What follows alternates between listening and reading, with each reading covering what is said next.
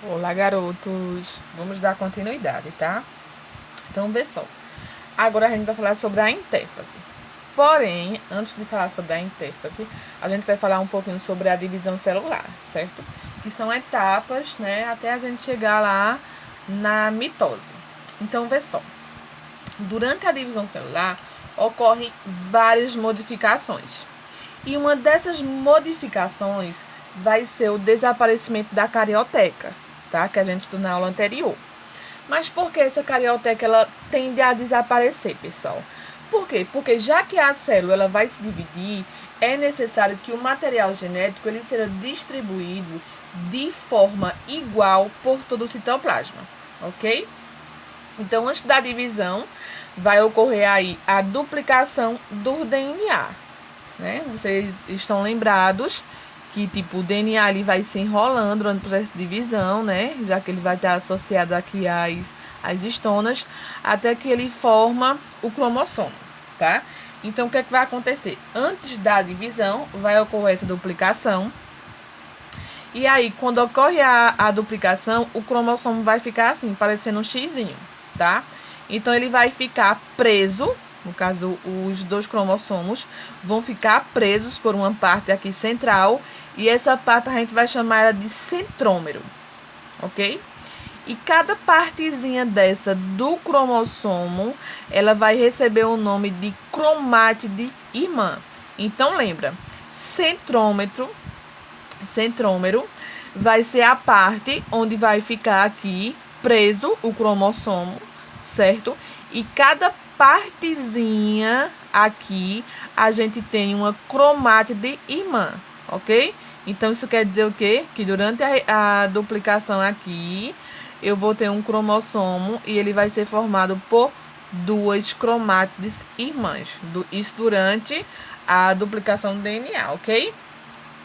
Bom, pessoal, existem alguns tipos de cromossomos, tá? A gente tem um cromossomo metacêntrico, submetacêntrico e o acrocêntrico. E a gente ainda tem o telocêntrico, ok? Na espécie humana, vai ocorrer esses três: metacêntrico, submetacêntrico e o acrocêntrico. O que é que eu posso observar nesses três últimos aqui? Eu vou ter o centrômero, e o centrômero ele vai cortar, tipo, o cromossomo ao meio, né? É como se, não que ele vai cortar, tá? Mas aqui, ele vai ficar essas duas partezinhas, a cromátide irmã, ok? Já no telocêntrico, o que é que vai acontecer? O centrômero, ele vai ficar mais na extremidade do cromossomo, ok? Bom, então vê só. Por que o estudo dos cromossomos é importante?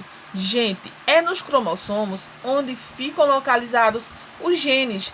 Então isso faz com que seja tão importante os estudos deles, ok? Então lá nos genes é que vai estar toda a nossa herança genética. No cromossomo vai ter lugares onde esses genes eles ficam localizados. E o lugarzinho onde esses genes ficam localizados, a gente dá o nome de loco gênico, ok? Seguido aqui, eu tenho células somáticas. Pessoal, nosso corpo são formados por células, ok? E o que a gente tem que saber?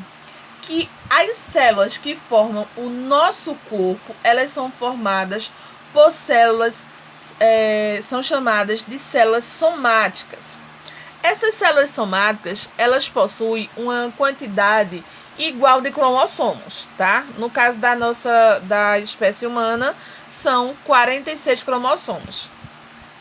Esses 46 cromossomos, pessoal, eles estão dispostos em pares. Ou seja, nós temos 23 pares de cromossomos. Então, tipo, como está mostrando aqui esse cariótipo. Então, o que a gente tem que saber, pessoal? Que esses parezinhos de cromossomos, eles são formados a partir de cromossomos idênticos, tá? Que são cromossomos que têm os mesmos locos gênicos, tá? E esse parzinho de cromossomos semelhante a gente chama de cromossomos homólogos, ok?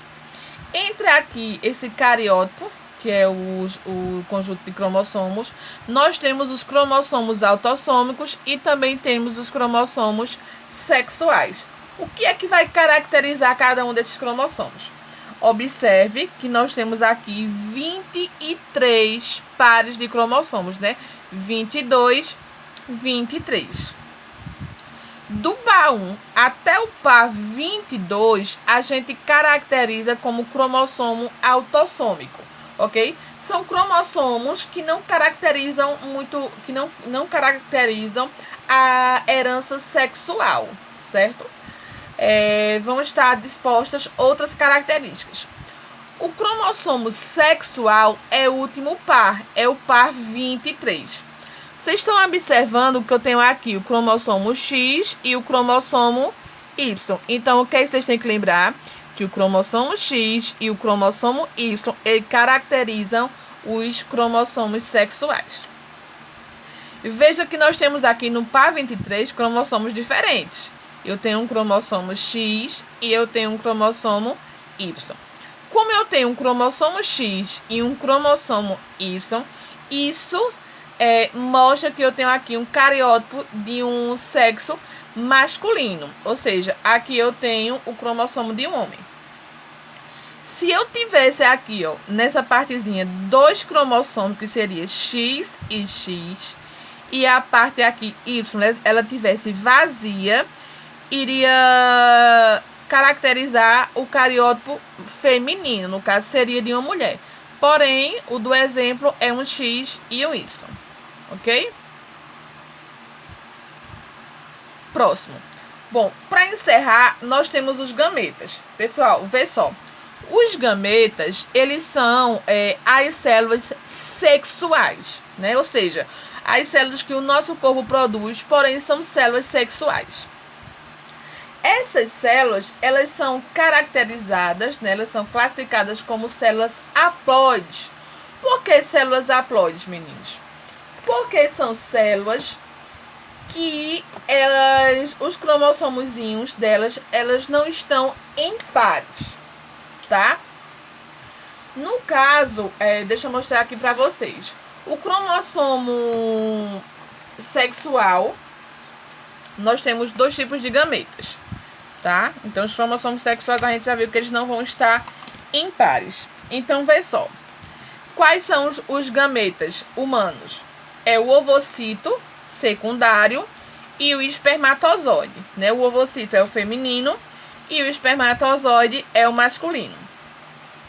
Essas células, a gente caracteriza elas como haploides, tá? Por que, meninos? Como haploides. Porque elas são haploides? Porque os cromossomos delas não estão em pares, tá? Ou seja, a gente viu anteriormente que durante a duplicação, né, a gente vai ter mais ou menos assim o cromossomozinho, que aí ele vai estar preso pelo centrômero, ok?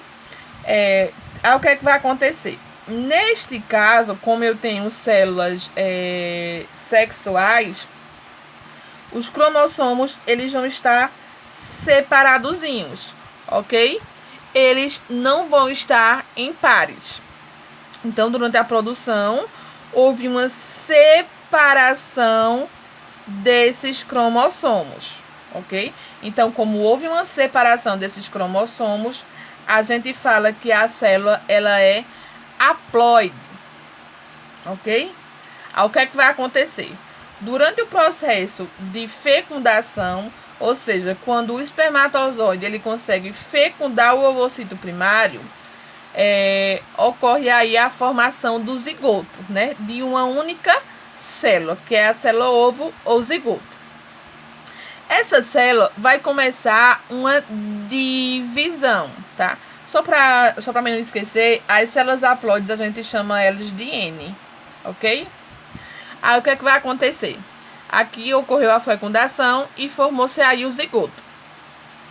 Esse zigoto, gente, ou seja, ele recebeu um cromossomo do óvulo, que é da mãe, e recebeu um cromossomo do espermatozoide, que é o pai.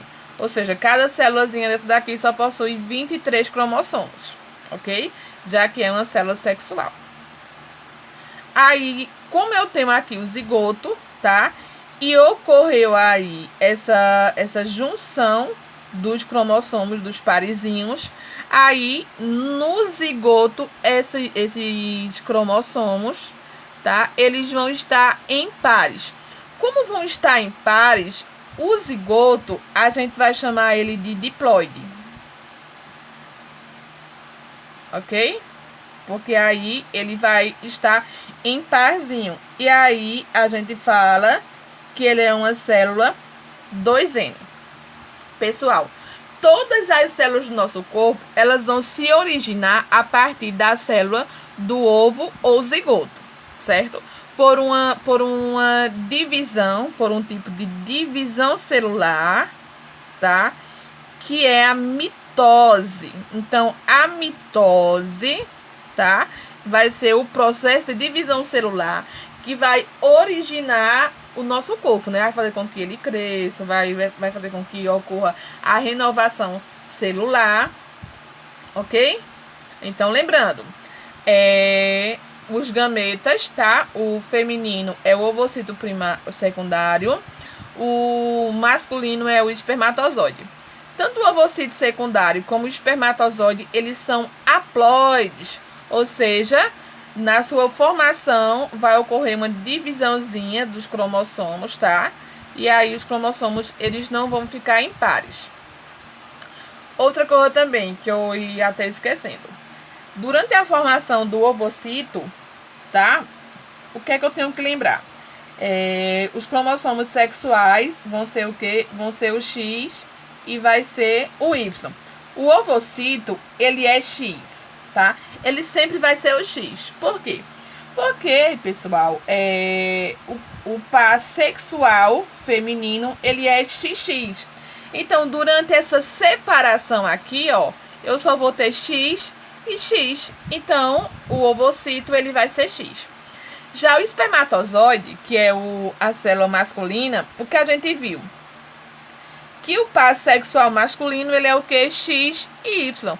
Então, durante a produção do espermatozoide, eu posso ter espermatozoide X e eu posso ter espermatozoide Y, ok? Então, durante a fecundação, se o espermatozoide X fecundar o óvulo, eu vou ter XX, que nesse caso vai ser uma menina. Se o espermatozoide Y fecundar o ovocito, aí eu vou ter um menino, que no caso vai ser X e vai ser Y. Ok, garotos? Espero que vocês tenham compreendido esse aqui também, tá? Esse conteúdo. Na sequência, a gente vai falar sobre a intéfase para poder iniciar o conteúdo mitose. Tchau para vocês!